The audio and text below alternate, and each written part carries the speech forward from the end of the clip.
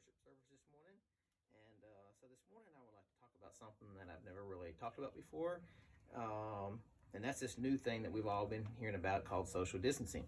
So I think we all know what that is, so I'm not going to go into explain it. But Jessica and I were talking last week or last Sunday, and we realized it had been like 5 Sundays since we've missed church, and this Sunday will now make 6. And most of you have actually missed our regular church for about 3 Sundays, but we've had some events in our lives that has caused us to miss, the previous 3 Sundays. And so, anyways, obviously, we miss being with the body and that interaction, and and I got to thinking, what is it really that makes us a body of believers? What makes us a church? And is it the fellowship that we have when we meet? Is it the social interaction that we have? But I believe there's something a lot more important that binds us together, that other than just the social interaction.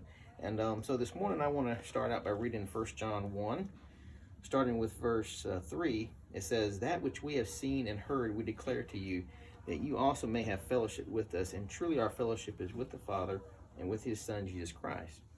So here it's talking about the fellowship that we have with one another. And then it also says, truly our fellowship is with the Father and his Son Jesus Christ. So, it talks about us fellowshipping together, but then, our fellowship with each other and our relationships with each other are based off of our relationship with God and with his Son, Jesus Christ. And, that's what separates us, from a lot of other social groups, is that connection that we have. Going down to verse 7, it says, "But if we walk in the light as he is in the light, we may have fellowship. We have fellowship one with another, and the blood of Jesus Christ, his Son, cleanses us from all sin." So once again, there it's talking about the fellowship we have with one another, and then it's tying it back to Christ. And and then I want to also go to Philippians chapter 1, starting at verse 3.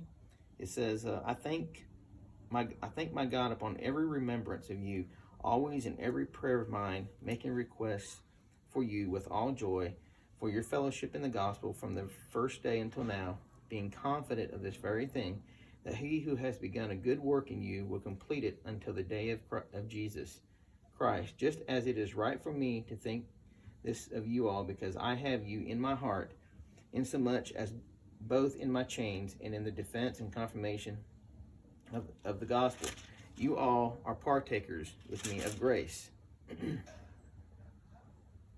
So here he's talking about being in chains. So he's being physically separated, from the body of believers. But yet he says, you all are partakers with me of grace. So there, once again, he's talking about the connection that we all have with each other, and that's our faith in God, and the relationship that we have with him. And so I was. More than likely, we've had, this has been 3 Sundays. More than likely, we're going to have at least 3 more Sundays, and maybe more than that, meeting to get worshiping this way. And I just hope this can be an encouragement to you that, it's not just the, our social interaction that makes us a body. It's our relationship with Christ. If you look at, a lot of social groups are based off of, things that people have in common. Okay.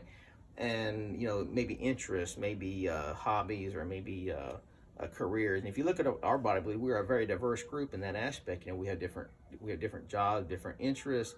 We are at different seasons in our lives, but yet we have this commonality in that we have a relationship with Christ, and that we have faith. It's our faith, and that's what binds us together as a body. And I hope this can be an encouragement that even though we can't be together physically, we can at least, we can celebrate that, that relationship we have with Christ. And, I am thankful for the technology we have, that we can meet in this way, even though we can't be together physically. So I hope you all have a good rest of the service, and have a blessed Sunday.